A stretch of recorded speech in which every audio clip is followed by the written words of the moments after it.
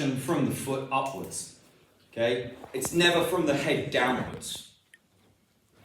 And the reason for that is because there's no load on the head, apart from gravity. Does that make sense? Whereas there's load on the feet going down through gravity and coming up through the floor. So there's always load when you stand up. Yeah? So that gives a lot away. That's called what's called a ground reaction force. Okay? It's exactly what it says on the tin. From the ground, it's reactive and it's a force. So ground reactive force means that our foot and ankles, they go through a lot. Even to the point where the connective tissue, the fascia, it's quite dense, it's quite thick. Okay? It's there to absorb lots of impact. Okay? It's structured, it's designed to be more endurable. Yeah? So those fibers are what keep you upright. So I always start by checking the feet and ankles. That gives a huge amount away. Then I'm going to go up to the knees, and you can see this obviously on your table. Okay? Then I'm going to go into the hips and the lumbar spine. Then I'm going to go to the shoulders. Then I'm going to go to the head. Okay? And then to add to that, I'm going to look at the neck. Okay? Again, this is a very simplistic version. So what I'm going to do, I'm going to then wall these off into left, into right, and if I want to put something in the middle, I would call this the center. Okay? Left side, right side, center. If you've got a little bit of room for squiggle, you can put your notes in the far side. That makes sense? Yeah, it's just a very, very down and dirty, simplistic way of creating what's on the screen if you're a little bit more experienced. If you're not as experienced, work from this. This will give you the answers. This will act as your checklist. Okay? And that's on, so when I point that direction, I'm pointing at the screen. Okay? This exercise is a skill-based exercise. Okay? So it requires a very basic skill, and that skill is to do the squat. All right, which, to be honest with you, most people will be able to do. Some people will not. So you're going to have to inform them of how to do that particular method. Okay. So you might ask them to possibly sit down on a chair without using their hands. Okay. You might have to float a stool or a chair behind them or a bench behind them in case they lose their balance. To you, that might seem absurd, but for some people who have never done a squat as part of physical activity, that might be necessary. Yeah, you might be asking your mum to do this, who's never squat before, or your dad to do this, who's never squat before. So these are the sorts of measures that might be necessary. Okay. The caveat to this squat is exactly what it says on the tin, that your hands are above your head. The reason we do that is because we want to see how the entire chain reacts to the squat, even the shoulder and the head position. Yeah? By stretching the chain, stretching the kinetic chain, it means that you've got a far better understanding of how the client moves. The client is less guarded when they're exposed.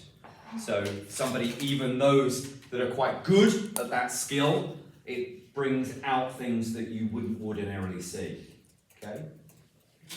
Conversely, some people are extremely good at squatting, so therefore they have very, very good ways of compensating and to mask the way in which they exhibit deviations, deficiencies. Those are quite hard to pick up. So that's another reason why it's probably best practice not to have somebody who can just do a squat in 100,000 different ways. Okay? It's worth having somebody who doesn't squat regularly, who possibly hasn't squatted at all. I'll leave that down to you, of course. As I said, sometimes it's slim pickings. Okay? Because most people don't squat in their life. Okay? During this squat, Sandra is going to be doing the squat 10 times these 5 checkpoints. Okay, so each of these checkpoints will be 10 repetitions. Okay? To help her, I'm going to give her a pole or a dowel rod. okay, which is in the shape of this pole just here.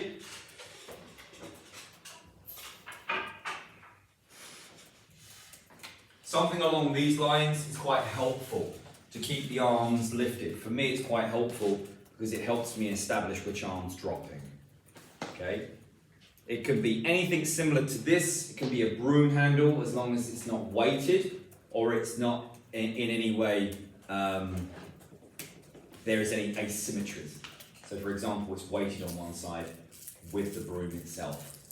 Okay, that's not ideal. Golf clubs are helpful, things like snooker cues, that sort of thing is absolutely fine. If you don't have anything that you're able to use, okay, then of course you're welcome just to keep the hands above the head. It's just a little bit harder, that's all. You've just got to use what you can use. So again, to use is to ensure that both hands are raised at the same time. Yes. So does it have to be something solid? Could you not use some, like, I don't know, dressing gown, belt or something? Like a towel or something like Yeah. that doesn't work as well. Okay, Because the hands can drop. because you can move Exactly. like that. Okay. Yeah. Yeah. It becomes kind of disconnected if that makes sense. Okay, yeah. Okay. Alright. The conditions that you need to be working in is something that, I mean, it probably goes without saying. You don't need much. I mean, even the pole is not it's not essential, okay, but it helps. But the environment you need to be on is a hardwood floor, a tiled floor, something similar. Carpet's not ideal. Thick carpet certainly is not ideal, okay, because I want to see how the feet move. All right.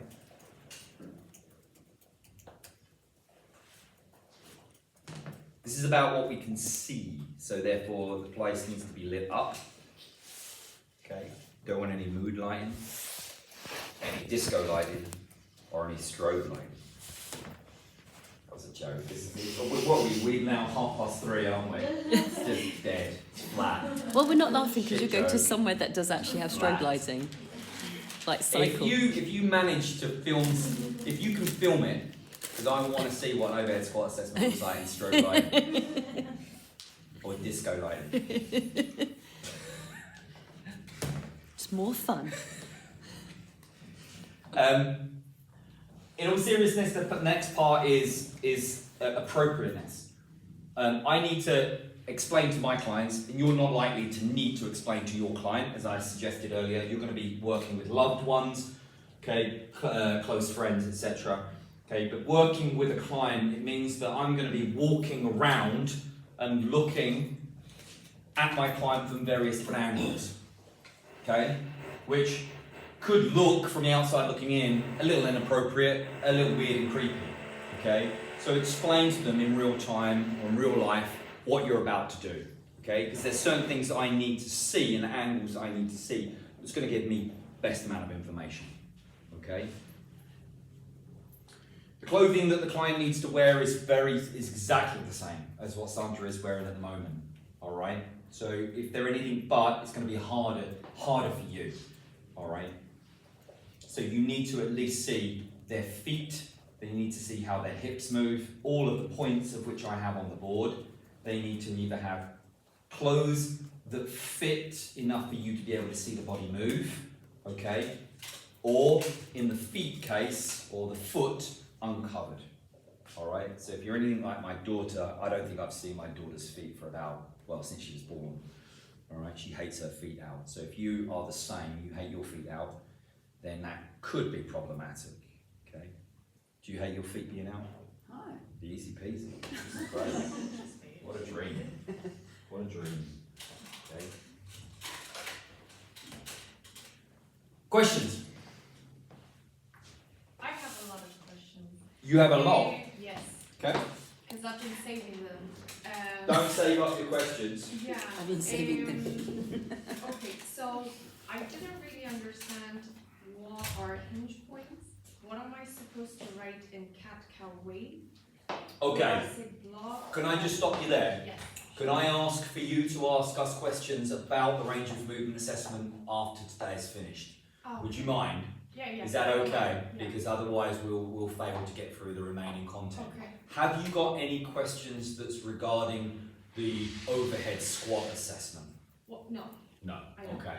So we'll answer those. We'll make sure that we answer those at the end for you. okay. All right. That's cool. Okay. Overhead squat. Yes. Yes. Okay.